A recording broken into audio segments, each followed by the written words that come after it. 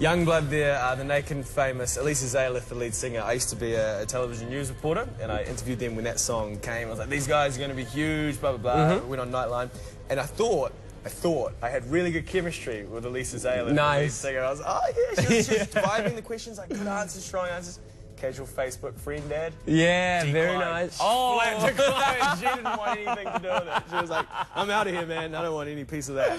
That's awesome. If you're out there, Lisa, good on you for trying. Yeah, you got to try. You got to try. One click away. It's one click away. Could have been a true romance. Could have been a true romance. Matt, is it possible to bring up some of those suggestions that we had for definitely for the ladies' names to describe the female gender without being derogatory? Without being derogatory. Yeah.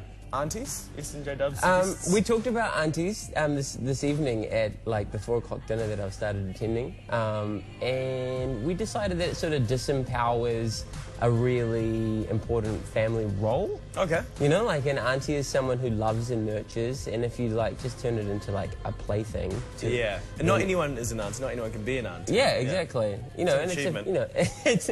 I don't know if it's an achievement, but it's definitely, you know, something that should be respected, you know, like for sure. A nurturing role. Olivia Blaser-Frost, handsome woman. Yeah. I don't know if you can use the adjective handsome for woman, can you? What is the definition of handsome? I know, it's good looking. Yeah, I always consider it masculine. But that could just be our bias. I tell you what, I think it's funny. Yeah. Fly hotties. This is, I think, the strongest one so far. Because that's not... I don't know. I like it. Yeah, it's not gender specific. A fly hottie could be a girl referring to a guy, referring to a girl. If I got referred to as a fly hottie, I'd be like, why, thank you. And awesome to be in this 1990s teen film. It's very exciting. The second part of your conversation today is an area I'm very, very interested in.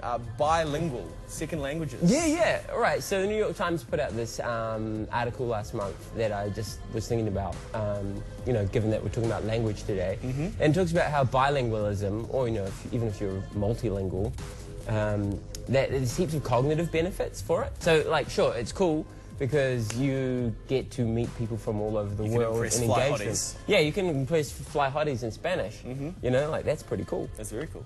And whether they're guys or girls. But it also has heaps of, like, really positive neurological benefits. So it prevents the onset of Alzheimer's disease. Wow. Yeah, and this is regardless of whether you learn it from, like, infancy. Obviously, there's a stronger correlation, but if you pick up a language later in life, then you still have really positive benefits from it. Like, it helps the executive function of your brain. Oh man, I can agree completely. I started learning Spanish, I think, a year ago, just at uni, cool. And it completely changed the way my brain worked. Really, and in only the best positive ways as well. And I started, there were little things with, you know, grammar, English grammar can be quite hard to remember specifics. Totally. You start learning Spanish grammar, and all of a sudden the rules of English are just set in stone. You don't forget them because you know where you're coming from until you have to learn Spanish rules. Helps you so much as well. So I highly encourage people to learn, even on a basic level. Basic level, yeah. Like, the executive function of your brain, like you're talking about, is helps with, like, decision-making, sticking to plans, like... Do you know what I mean? So you can sticking to plans hasn't quite taken off. How about general memory of where your keys and wallet are? Yeah, see, would that help too? I've got an honors degree in Spanish. You know, like I studied that shit for 5 years, but I probably couldn't tell you where my wallet is at the best of times.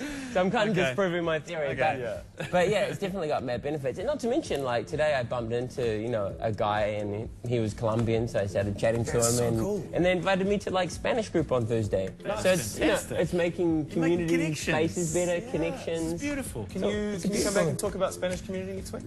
Oh, hey, totally. That sounds great. Quick side note update. Yes, Olivia says handsome women was how Jane Austen referred to the fly ladies. So there you go. Handsome women and fly hotties are what we came up with. Okay, cool. All right, thank you very much, Richie. Shake your hand again. It's always such an honour to have you on the couch. We're going to go to one of my favourite bands to emerge this year. This is Electric Guest with a track called This Head I Hold.